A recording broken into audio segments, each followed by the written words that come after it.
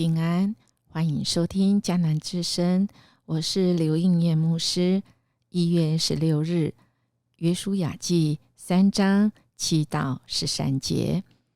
今天的主题是：今天我要使你。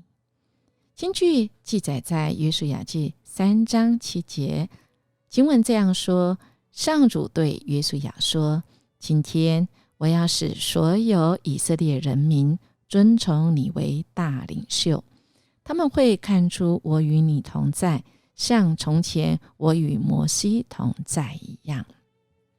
我们今天如果听到这句话，今天我要使你怎么样怎么样怎么样，我们听到这句话的时候，心情会是喜、高兴，还是生气，还是难过，还是害怕还是很好奇还是感觉到温暖、爱跟厌恶呢？因为我们的解读会来发现我们对这个人的动机跟他的意思是什么。我们看到今天的经文一开始讲到上主对约书亚说，今天我要使所有以色列人民尊崇你为大领袖，他们会看出我与你同在，像从前我与摩西同在一样。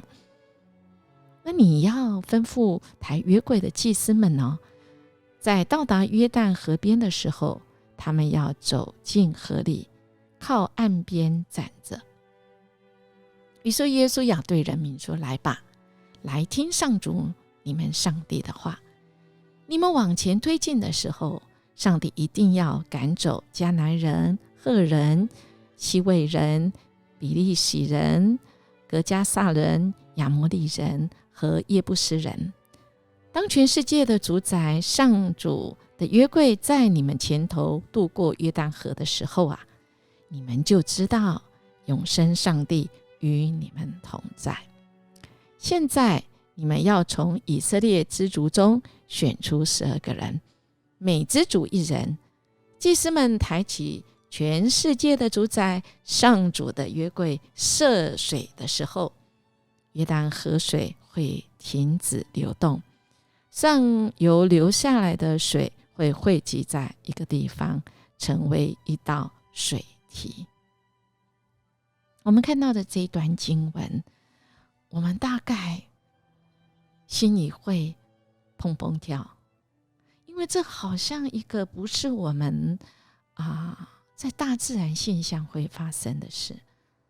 但如果我们信主已久的人，我们大会说在上帝没有难成的事啦，这个大自然是神所造的，他想要这大自然怎么样就能怎么样但如果这个事情发生在我们生命，我们会怎么回应呢？我们会不会放下我们自己的经验呢？听听在我们心里面的声音，听听圣灵透过上帝话对我们的声音呢？神要带领我们走一条全新的道路，那么我们怎么回应呢？我们是不是的回应是跟我们所蒙召的是可以来相称的呢？当我们读了圣经这些历史故事吗？那它给我们的会有哪一些属灵的原则呢？对我们现在还有用吗？跟我们什么关系呢？特别今天的经文在约书亚的时代，他们的属灵原则是带着他们过约旦河进去得应许之地。这些原则我们可以活出进入神荣耀的丰盛里面吗？约书亚告诉所有的百姓在看到神的约柜之后，就要离开所住的地方，跟着约柜去。那这里有一个很重要的属灵原则，就是跟着约柜去。或许我们看到经文，心里会想说但人这么多，而且约柜离我们这么远，我们哪里看得见啊？亲爱弟兄姐妹，以现在新约的时代，2022年，神启示我们，耶稣基督启示我们的，我们是不必找那个有形看得见的约柜，因为约柜就表示神的同在，约柜在哪里，神的同在就在哪里。耶稣就是那与我们同在的印记，以马内利的应许。那么神在我们心里与我们同在，我们哪里没有缺居呢？有的。所以不是我们打算怎么样，我们想怎么样，我们要怎么样，而是主啊，您要怎么样，我就跟随你的脚踪行。那为什么要跟随主的脚踪啊？为什么我们不可以有自己的想法？因为呀，这是一条要进入应许荣耀的道路，是向来我们没有走过的路。既然没有走过，我们呢就不能靠自己啊，是吧？我们要靠的就是启动我们，给我们应许的。今天的金句说的，今天我要使所有以色列人民尊崇你为大领袖。神也要对我们讲，今天我要使应验成为活在这世上的一个影响力，使人看出神与我同在。亲爱弟兄姐妹，神也对你这样来讲哦。我们好不好换一个套用这个句子，我们来想一想，今天神要使我怎么样？我们领受了神的这个应许，我们决定怎么回应呢？有一家人呢，他们其实在矽谷生活得很好啊，他叫做这个维恩，陈维恩。他在2015年世界微光这个机构呢，他才刚刚起步。那我们看到呢，有很大的回响的原因，是因为这对夫妻他们离开美国矽谷安稳生活，是带着2个年幼的女儿搬到一座原始的部落小岛上面去。那我们会想说，哇，你可以想象吗？